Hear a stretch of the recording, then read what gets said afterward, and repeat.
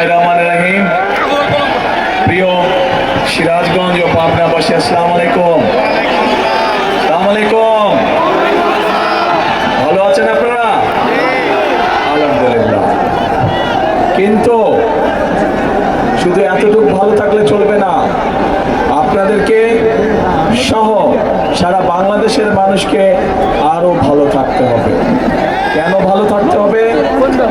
এই যে আপনারা সারা মাঠ ধরে যে প্রায় হাজার লক্ষ মানুষ এখানে উপস্থিত আছেন, আপনারা তো দেখতে পাচ্ছেন না যে মঞ্চের সামনে এখানে কিছু মানুষ বসে আছে, যেই মানুষগুলো গত 15-16 বছর ধরে তাদের পরিবারের কোনো একজন স্বজনকে হারিয়েছে। অর্থাৎ সে হয় খুনের শিকার হয়েছে, নাহলে গুমের শিকার হয়েছে, নাহলে জুলাইতে কোনোভাবে নির্যাতিত হচ্ছে জুলাই আন্দোলনের সময়।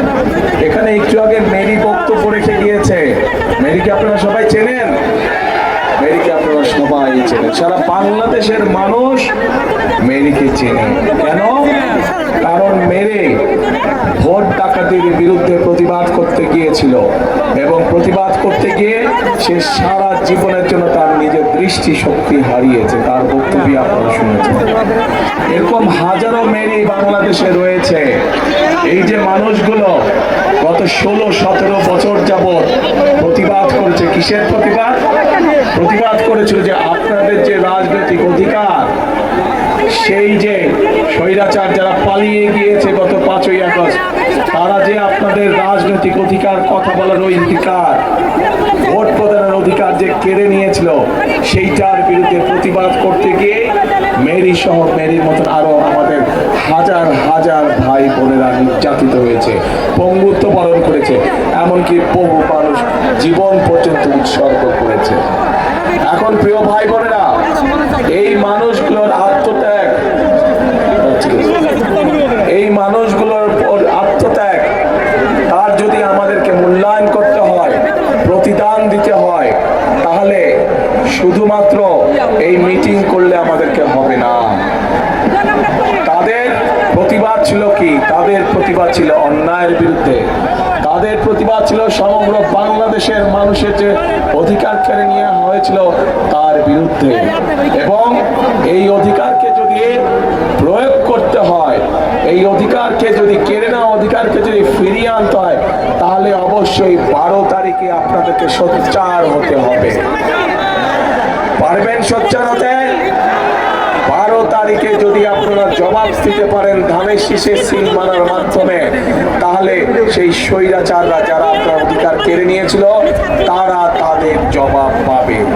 আমরা সব সময় বিএনপি করি যারা, আমরা শান্তিতে বিশ্বাস করি। আমরা সকল ধর্ম বর্ণের মানুষকে নিয়ে আমরা একসাথে শান্তিতে বসবাস করতে চাই। আমাদের কাছে মুখ্য হচ্ছে সে বাংলাদেশের নাগরিক। আমাদের কাছে ধর্মটা মুখ্য নয়, আমাদের কাছে জাতপাত মুখ্য নয়, আমাদের কাছে মুখ্য হচ্ছে সে বাংলাদেশের মানুষ। কাজেই মানুষকে মানুষ হিসাবে আমরা মূল্যায়ন করতে চাই, মানুষকে মানুষের মূল্যায়ন করতে হবে।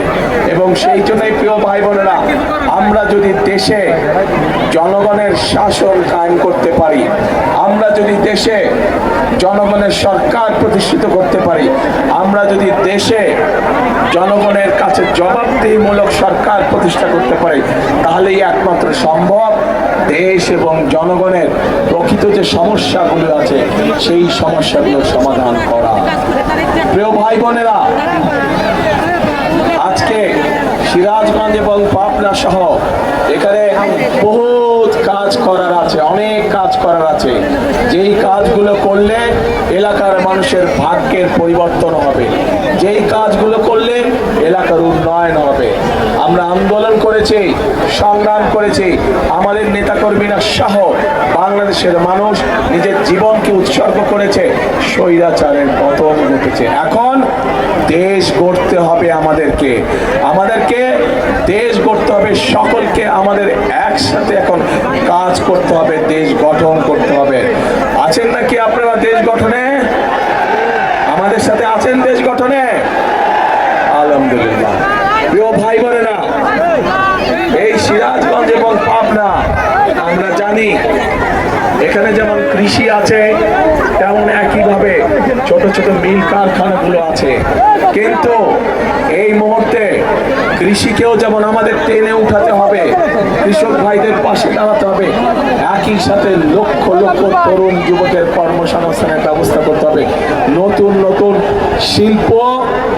শিল্প পার্ক স্থাপনের মাধ্যমে আমাদেরকে এই সমস্যার সমাধান করতে হবে। যেহেতু উত্তরাঞ্চল কৃষির সাথে জড়িত বেশি, কৃষিজীবী মানুষ এই উত্তরাঞ্চলে বেশি, সেই জন্য আমরা সেই ঠাকুরগাঁ থেকে পঞ্চগড় থেকে শুরু করে সিরাজগঞ্জ পর্যন্ত সমগ্র উত্তরাঞ্চলে আমরা কৃষি নির্ভর শিল্প গড়ে তুলতে চাই। যে কৃষি নির্ভর শিল্প গড়ে তুললে এই এলাকার মানুষ